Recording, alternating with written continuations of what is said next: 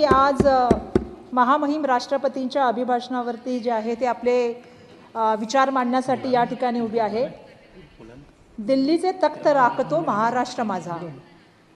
छत्रपती शिवाजी महाराज, राजर्षी शाहू महाराज, क्रांतिज्योती सूर्य महात्मा फुले, क्रांतिज्योती सूर्य Savitribai Phule, Bharat Ratna doctor Babasaheb Ambedkar यांच्या पावन विचाराने चालणारा महाराष्ट्र आणि महाराष्ट्राच्या जनतेने दाखवून दिलं की सरकारी तिजोरीचा वापर हा स्वतःच्या फंडासाठी वापरला, सरकारी यंत्रणांचा वापर केला, सत्याची अंमलबजावणी केली, तरीसुद्धा गद्दारांना महाराष्ट्रामध्ये थारा मिळणार नाही आणि त्या ठिकाणी जो 400 पारचा नारा दिला होता ते स्वप्नभंग करण्याचं काम महाराष्ट्राने केलं। त्याबद्दल महाराष्ट्राच्या जनतेचं मी या ठिकाणी सन्माननीय अध्यक्ष महोदय खूप धन्यवाद व्यक्त करते।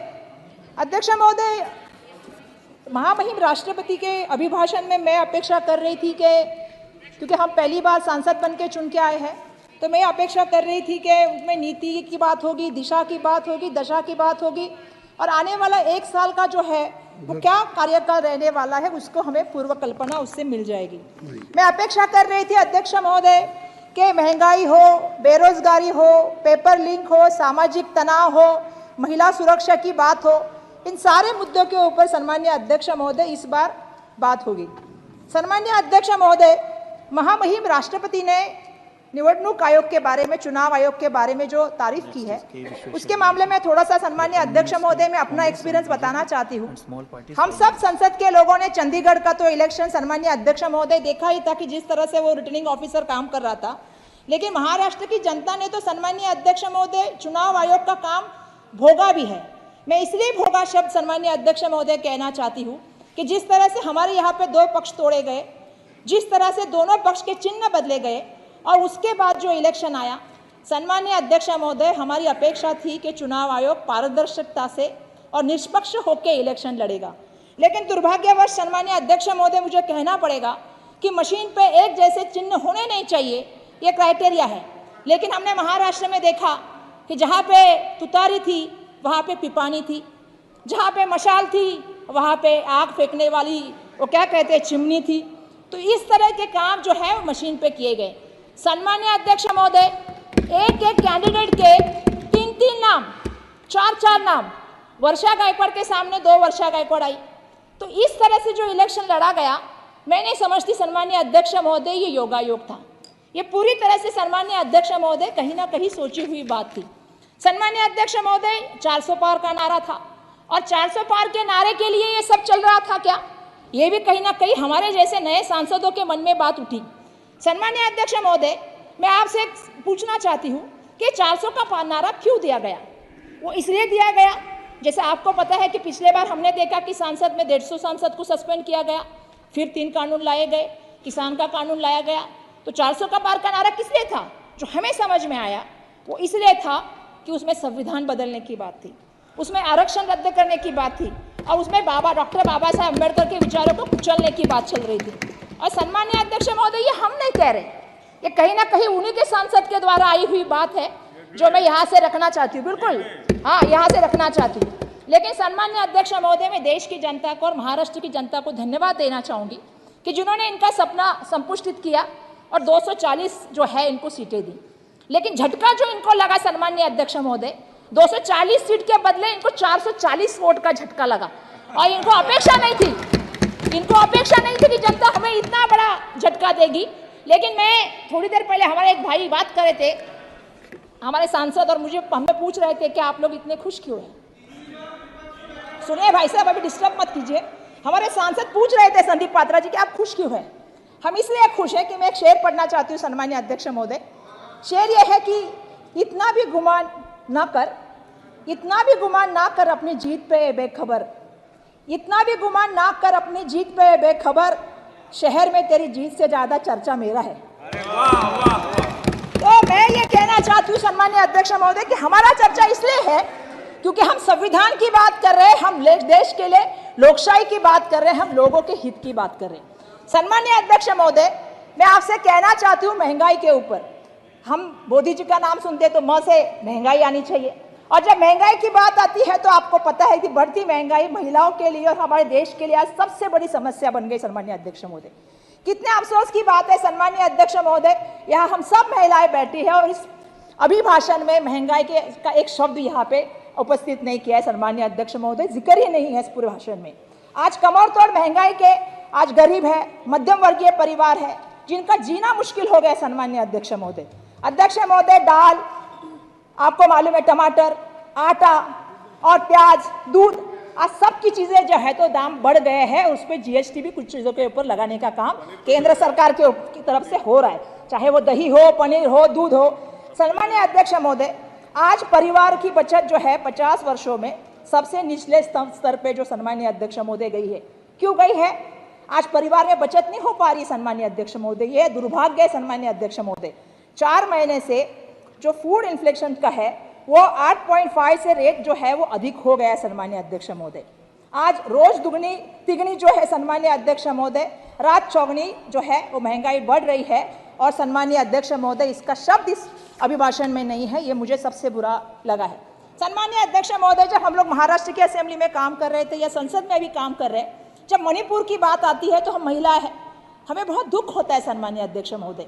महिलाओं की नग्न ढिंढोर निकालना ये किसी भी देश के लिए, किसी भी संस्कृति के लिए और किसी भी स्टेट के लिए सम्मानीय अध्यक्ष महोदय बिल्कुल सही नहीं अध्यक्ष महोदय। लेकिन दुर्भाग्यवश इस संसद में उसका उल्लेख नहीं हुआ। सम्मानीय अध्यक्ष महोदय, देश के प्राइम मिनिस्टर वहां गए नहीं। पिछले 13 महीनों में सम्मानीय अध्यक्ष महोदय 221 लोगों की इसमें जान गई। सम्मानीय अध्यक्ष महोदय, 50,000 से ज्यादा लोग बेघर हो गए। और इसके बावजूद सम्मानीय अध्यक्ष महोदय, मैं कहना चाहती हूँ कि इसके लिए कोई भी जो है इस पूरे भाषण में एक शब्द नहीं है। जो भाषण में शब्द है वो सिर्फ है जो आपको पता है उत्तर पूर्व राज्यों की सुरक्षा की बात की गई है। मेरा यह अपेक्षा था कि इसमें मणिपुर की महिलाओं के लिए, मणिपुर की जनता के लिए यहाँ से एक प्रबोधन जाएगा और उनको विश्वास दिलाया जाएगा कि उनकी सुरक्षा के लिए आने वाले सालों में काम किया जाएगा। सम्मानीय अध्यक्ष महोदय, हम म से महिला सुरक्षा की बात करते हैं। आज महिला सुरक्षा की बात हुई। आज सुबह ही मुझे बहुत अच्छा लगा जब हमारे सम्मानीय अध्यक्ष महोदय ने इंडिया की टीम जीती, उसके लिए एक प्रस्ताव रखा गया। हम महिलाएं हैं, हम अपेक्षा करते हैं हमारी खिलाड़ियां, महिलाएं कैसे आती है आप जानते हो, जब सामाजिक जीवन में, राजनीति में, आर्थिक नीति में, सांस्कृतिक नीति में या खेल में जब हम आते हैं ना अध्यक्ष महोदय, बहुत संघर्ष करके वहां तक पहुंचते हैं हम महिलाएं। और जब हम अपनी यौवन की पीड़ा की बात जब लोगों के सामने कहते हैं, उसके लिए बहुत हिम्मत लगती है। मैं उन सभी लड़कियों से यहाँ से कहना चाहती हूँ कि हम संसद में उनकी आवाज बन के यहाँ से आपसे पूछना चाहते हैं, ब्रिजभूषण सिंह के साथ क्या हुआ? कुछ उसके साथ नहीं हुआ। मैं ये इसलिए भी कहना चाहती हूँ अध्यक्ष महोदय, क्योंकि संसद को पूरा देश देख रहा है और इस देश को हमसे अपेक्षा है, आपसे अपेक्षा है, आपकी चेयर से अपेक्षा है सम्मानीय अध्यक्ष महोदय।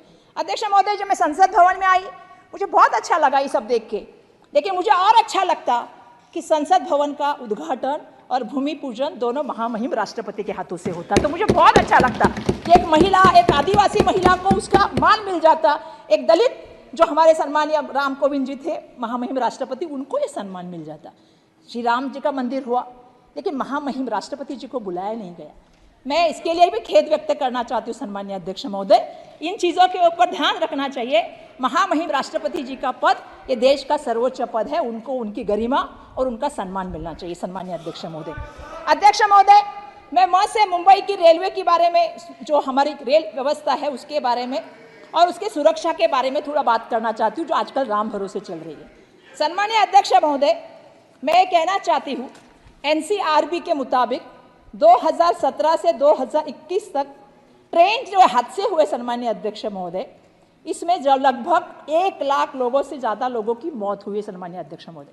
ये मैं नहीं कह रही हूँ, ये एनसीआरबी का रिपोर्ट कह रहा है सम्मानीय अध्यक्ष महोदय। आज आपको पता है अध्यक्ष महोदय, मुंबई ये देश की आर्थिक राजधानी है और मुंबई की जो सबसे बड़ी लाइफलाइन है वो रेलवे है सम्मानीय अध्यक्ष महोदय। आज ऐसी अवस्था है कि अगर रेलवे लड़खड़ा जाती है तो मुंबई शहर सम्मानीय अध्यक्ष महोदय लड़खड़ा जाता है। आज अध्यक्ष महोदय, मुंबई का आप देखेंगे तो हर दिन 7 लोगों की जान ये ट्रेन दुर्घटना में जाती है, इसके ऊपर आपको ध्यान देना पड़ेगा। दूसरा ऐसा है सम्मानीय अध्यक्ष महोदय, 2023 नहीं अध्यक्ष महोदय, मेरे को पहली बार बोल रही हूँ, थोड़ा मेरे 4-5 ही पॉइंट है सर।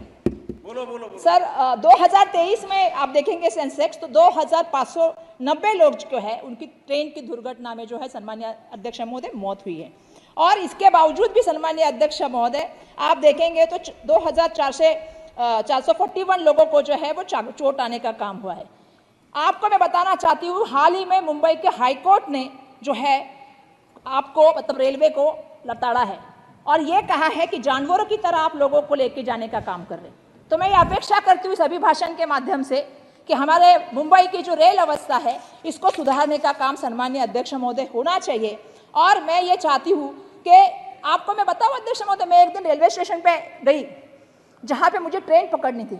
आप कभी रेलवे स्टेशन पे, मुझे मेरा रिक्वेस्ट है कि रेलवे मंत्री जी को भेजना चाहिए, क्योंकि उनको पता होना चाहिए जो दूर की रेलवे होती है ना 30-30 घंटा लेट होती है, 20-20 घंटा लेट होती है, लोगों को बैठने के लिए व्यवस्था नहीं, बच्चों को लेकर जो औरतें जमीन पर बैठती है उसको दूध लेने के लिए कैंटीन नहीं है, कहीं फायर की व्यवस्था नहीं है, ना कई लोग उनके सपोर्ट के लिए मदद के लिए नहीं आ रहे, लोग वैसे के वैसे बैठे रहते हैं जिनके पास कोई व्यवस्थापन नहीं। सन्माननीय अध्यक्ष महोदय, तो मेरा ये रिक्वेस्ट है सन्माननीय अध्यक्ष महोदय कि आप इसमें ध्यान दें। रेलवे का इतना बड़ा बजट है तो उसमें हम सबको जो सुविधा चाहिए उस सुविधाओं के ऊपर सन्माननीय अध्यक्ष महोदय ध्यान दें, ये मैं आपसे विनती करना चाहती हूँ। अध्यक्ष महोदय, मैं महाराष्ट्र और मुंबई के लिए मत से कुछ कहना चाहती हूँ। Madam please. यस अध्यक्ष महोदय, मेरा दो ही पेज है, फिर भी अध्यक्ष महोदय मैं बहुत फास्ट बोल रही हूँ, मैं खत्म कर रही हूँ अध्यक्ष महोदय। अध्यक्ष महोदय की मैंने देखा कि हमारे महाराष्ट्र और मुंबई के लिए। Please 1 second. Yes, sir. I object to your remarks. Nobody can stop. Please take back your words. Please, madam, continue. Yes, sir. Sir, Maharashtra से और मुंबई से मैं से ये कहना चाहती हूँ कि सर पूरे अभिभाषण में हमारा सिर्फ एक ही उल्लेख है और वो ये है कि हमारी जो ट्रेन जा रही है, बुलेट ट्रेन जो अहमदाबाद से मुंबई आ रही है, सिर्फ इसी का जिक्र है, उसके सिवा मुंबई और महाराष्ट्र का इस अभिभाषण में कहीं भी कोई जिक्र नहीं। सन्मान्य अध्यक्ष महोदय, मुझे कहना पड़ेगा, मेरा महाराष्ट्र केंद्र शासन को सबसे ज़्यादा बड़ा महसूल देता है और उसके बदले में हमें क्या मिलता है सन्मान्य अध्यक्ष महोदय? अगर हम बात करें टैक्स कलेक्शन की अध्यक्ष महोदय, तो महाराष्ट्र से अगर 1 रुपया जाता है तो केंद्र से हमें वापस सिर्फ 7 पैसा आता है सन्मान्य अध्यक्ष महोदय। अध्यक्ष महोदय, ये हमारे ऊपर अन्याय है, ये हमें यहाँ से कहना है। अध्यक्ष महोदय, मेरी एक मांग है कि टैक्स डिक्लेरेशन के बाद महाराष्ट्र का जो हिस्सा बढ़ाया जाएगा, मैं ये मांग करती हूँ कि टैक्स जो दिया जाएगा उसमें से महाराष्ट्र से जो टैक्स आएगा उसका 50% टैक्स जो है वो हमें मिलना चाहिए। महाराष्ट्र की वो हमारे विकास के लिए जरूरी चीज़ है, वो हमें मिलना चाहिए, ये मेरा सन्मान्य अध्यक्ष महोदय कहना है।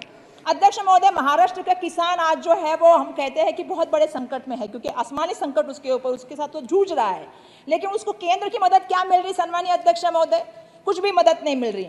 अध्यक्ष महोदय, महाराष्ट्र के किसान की बात करें तो प्याज के किसान की बात करते हैं।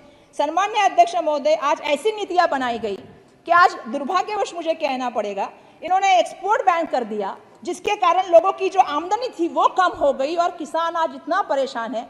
मेरा आपसे विनती है कि जिस तरह से तेलंगाना सरकार ने या महाराष्ट्र में जब महाविकास आघाड़ी की सरकार थी, हमने कर्जा माफ़ करने का काम किया था, उसी तरह किसानों का कर्जा माफ़ हो सन्मान्य अध्यक्ष महोदय, मैं यहाँ से आपको ये विनती करना चाहती हूँ।